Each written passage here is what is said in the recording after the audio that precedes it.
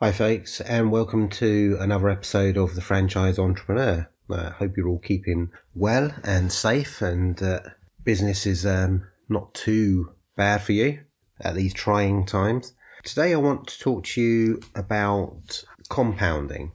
Now, I'm sure a lot of you know what it is and are familiar with the compound effect. You've probably heard it mentioned quite a bit. Warren Buffett is famous for his investments, but he attributes his great wealth, and we are talking a billionaire here, to the compound effect over many years. So I wanted to talk to you about that, not necessarily about the financial effects, because when people talk about compounding, quite often, and more often than not, in fact, they are talking purely about the financial effects.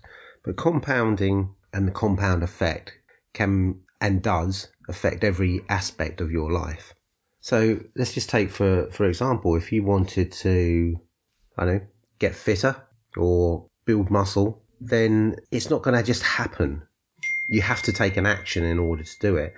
Now, that action can be a very small action. It's a case of you've woken up one day, you've made a decision that you want to get fitter, or maybe you want to participate in a marathon. You're not just going to turn up for that marathon and start running and achieve your goal. It takes small bite steps along the way in order to get to that point. And this is what compounding is. It's about taking, first of all, the first step, and then building on that consistently and regularly. Now, the problem with compounding is that people don't see the immediate effect. And that's where probably 90% of us give up on things. So giving up on a diet, giving up on getting fitter, giving up on going to the gym, because we don't see immediate effects, and because everything around us these days is all based upon immediate gratification.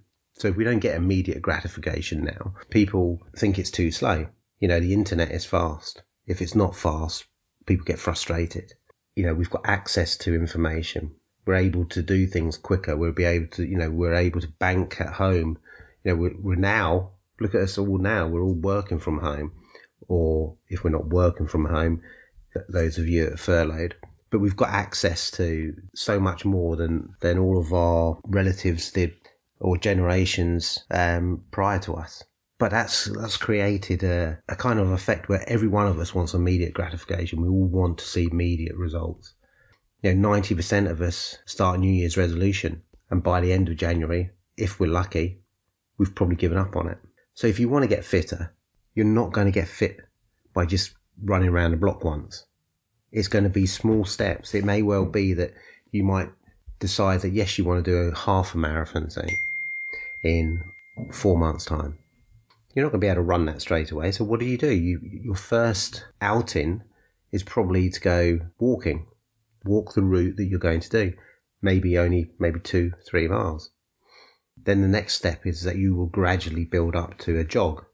And then the jog will become a little bit more of a faster jog. And you'll do it for longer and further, with a view of then getting to your target of 4 months away. So it's gradually built up. No one expects you to be able to run a marathon the next day. But in other parts of our life, we expect immediate gratification. So why is it that we can focus on something like that and say, right, okay, there's a goal at the end of it, and this is how I need to slowly, step by step, build up to achieving it. Now, I think it's a lot to do with the fact that there is a goal at the end of it. So if you don't set your goals in your life, then you're much more likely to give up along the way. So it's the same in business. If you don't set your goals in business, you're less likely to carry out these little steps that will eventually lead you to that goal. Now, I'm actually in the process of reading a book at the moment, and it's all about compounding effect. And it isn't about the monetary side. It is about the things that I'm talking to you about now.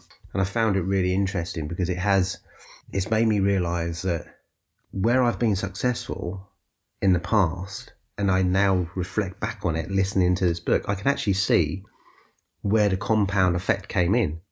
That I was doing the right thing every single day in little steps that eventually led to the big goal and target being hit. And when I haven't adopted that attitude, I've failed.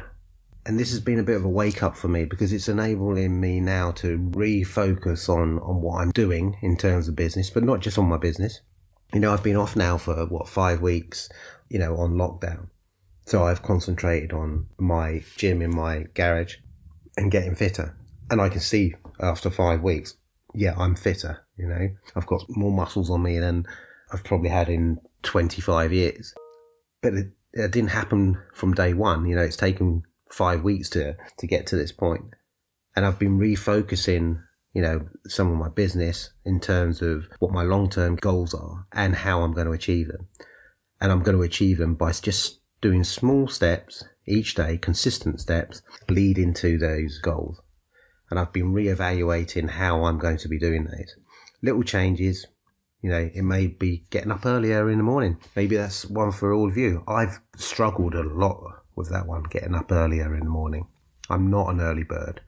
But if I can knock off another hour and a half of my, sleep, my traditional sleeping pattern and get up an hour and a half earlier, that gives me an extra an hour and a half to work on those key small steps moving forward.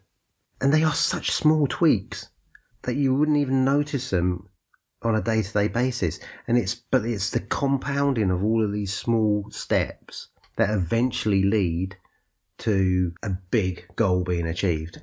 It's like if you're changing your eating patterns, no one's going to notice the fact that you've eaten one less donut a day or one less can of Coke. But in 12 months' time, it will be noticeable. And this is what people, forget, is that it's these really small changes, but consistent changes every single day that make all the difference. And they are such small changes is that you cannot lose patience with them. The most successful people seem to be the ones that will consistently turn up and make those small changes every single day, consistently.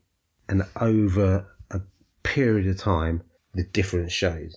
So that's, for me, and I hope for you, over this period of lockdown, it's something that maybe you should be concentrating on or giving more consideration to. Because we're still going to be in a situation for a while. And even if we're not, why not try it now? Try it tomorrow. Identify a goal that you want to achieve and then just make the small changes each day and then let the compound effect help you achieve those goals. And there's such small changes. But as I said, I think it's a really big reason why successful people are successful. It's because they understand and they are patient and they are consistent and they allow all of these small changes and small steps forward to compound over a period of time. And it is, if you want to talk about financing, it's exactly the same. It's the same effect with financing. Put aside a little bit of money each and every month into an investment account. Over the course of time, leave it there. It compounds with interest over a period of time. And that's exactly what happens with your actions. You're compounding your actions to achieve a future goal. And I forgot about this. And I'm really glad I read this book. And the book's called The Compound Effect. And I'm probably about halfway through it. But it's woken up stuff that I probably already knew, to be honest with you. And I've just forgotten how I achieved things in the past. And this is a wake-up call to me now to get back to concentrating on how this compounding effect works and the big achievements that you can make in your life just by making little tweaks. So look, it's a short podcast today. I'm going to get back out in the sun and enjoy my day off. So take care of yourselves, stay safe, and join me again on Wednesday for another episode of The Franchise Entrepreneur.